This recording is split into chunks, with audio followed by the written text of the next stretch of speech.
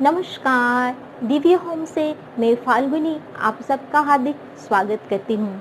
जैसा कि आपको पता है 20 जुलाई 2021 के दिन हम सब मना रहे हैं हरिशयनी एकादशी, देवशयनी एकादशी, जो आषाढ़ शुक्ल पक्ष की एकादशी के रूप में जानी जाती है। लेकिन यह एकादशी हमारे शास्त्रों और धर्म के हिसाब से क्यों महत्वपूर्ण है, इसकी चर्चा आज हम करने वाले हैं। लेकिन इससे पहले कि हम चर्चा आगे बढ़ाएं, रोज की तरह मुझे कमेंट बॉक्स में हरि ओम लिखें और मेरी चैनल को सब्सक्राइब करें। याद रहे दर्शकों, लाइक, शेयर और सब्सक्राइब करना बिल्कुल मुफ्त है। एकादशी व्रतों में सर्वश्रेष्ठ व्रत है एकादशी का व्रत, क्योंकि एकादशी माता भगवान विष्णु की छाया से प्रकट हुई थी। अतः उनका व्रत करना यानी भगवान विष्णु को साक्षात खुश रखना। इसीलिए महीने में 2 या साल में जो 24 एकादशी आती है और अधिक मास है तो जो 26 एकादशी आती है, वो सारी एकादशी अपने आप में बहुत महत्वपूर्ण है। लेकिन आषाढ़ शुक्ल पक्ष की हरिशयनी या देवशयनी एकादशी का महत्व सबसे अधिक है, क्योंकि इसी एकादशी के दिन से ही भगवान विष्णु क्षीर सागर में शयन करने जाते हैं और 4 मास तक, जब सूर्य तुला राशि में प्रवेश करता है तब 4 मास के बाद वे वापस यानी कि देव दिवाली के दिन वापस पृथ्वी लोक के लिए सुलभ बनते हैं। तो भगवान विष्णु का जो चातुर्मास का शयन है शुरू होता है देवशयनी एकादशी के दिन से। वैसे देखा जाए तो हमारा हिंदू धर्म कितना वैज्ञानिक है, जिसका प्रमाण हमें मिलता है चातुर्मास का जो पवित्र जिसे हम पवित्र मास कहते हैं, उस मास में लोग एक ही स्थान पर रहते हैं। हमारे आर्षदृष्टा ऋषि ने, हमारे वैज्ञानिक ऋषि ने इस चातुर्मास को जो वर्षा ऋतु के दिन है, जो रोग के संक्रमण के दिन है, जो चातुर्मास के दौरान अनेक तरह के जीव जंतु पाताल लोक से ऊपर आते हैं और हमारे जीवन के लिए भी खतरा बनते हैं, अतः हमारे ऋषियों ने इस चातुर्मास को एक ही स्थान पर रहकर हरिस्मरण के रूप में मनाने के लिए बोला है, जो पूर्णतया वैज्ञानिक है। क्योंकि चातुर्मास के दौरान आने वाले तीज त्योहार के दिन यदि हम उपवास रखते हैं तो ये हमारे शरीर के लिए भी खूब आवश्यक है, जिससे हमारा शरीर स्वस्थ रहता है। हरिशयनी एकादशी या देवशयनी एकादशी का महत्व बताते हुए भगवान श्री कृष्ण युधिष्ठिर को कहते हैं कि हे युधिष्ठिर, केवल मात्र यह एक एकादशी करने से मैं मेरे भक्तों को मोक्ष प्रदान करता हूँ, उसके 7 जन्मों के कष्ट को मिटा देता हूँ तथा पापों को नष्ट कर देता हूँ। तो ये है हरिशयनी एकादशी का महत्व, जो हमें स्कंद पुराण में मिलता है। आइए जानते हैं हरिशयनी या देवशयनी एकादशी की पौराणिक कथा, जो ब्रह्मा जी भगवान नारद को बताते हैं।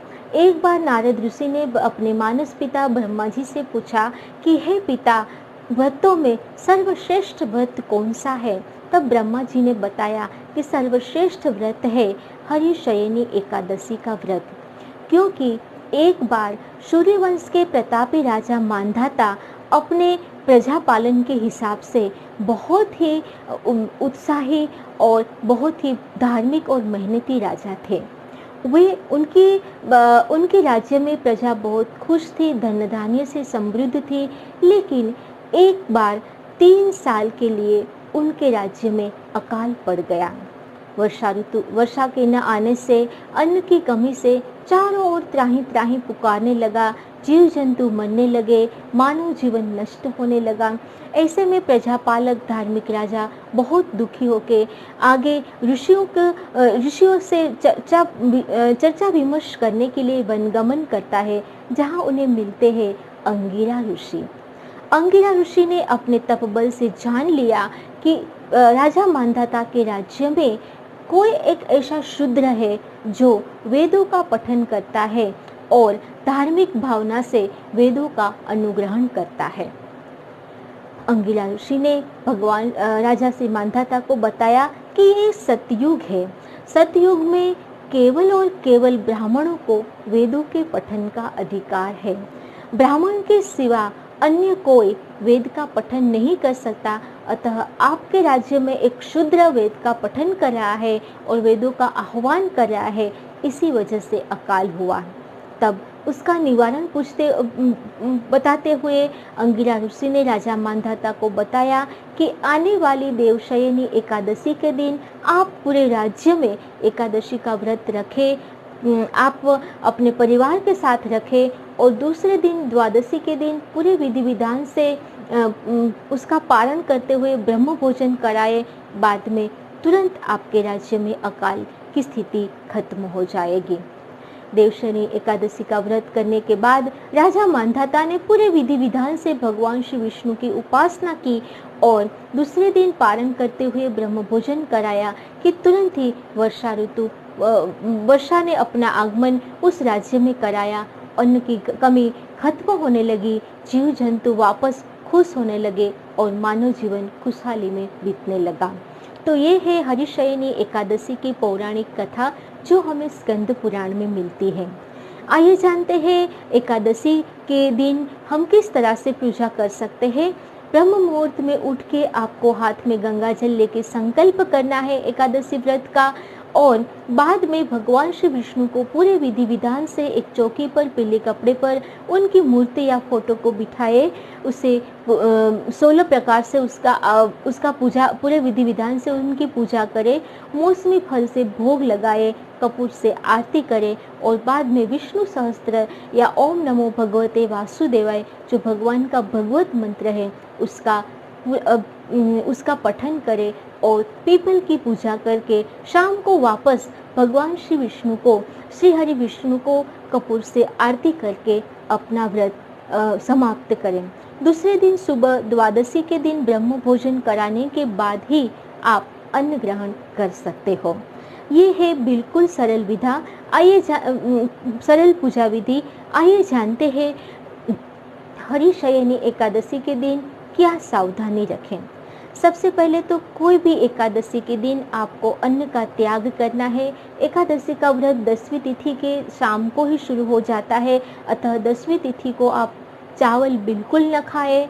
एकादशी तिथि में अन्न का त्याग करें, केवल फल फलाहार करें, नमक न खाएं, बाल न काटे, नाखून भी न काटे, ब्रह्मचर्य का पालन करें, जमीन पर सोए और हो सके तो एकादशी के दिन रात्रि जागरण बहुत महत्वपूर्ण माना जाता है।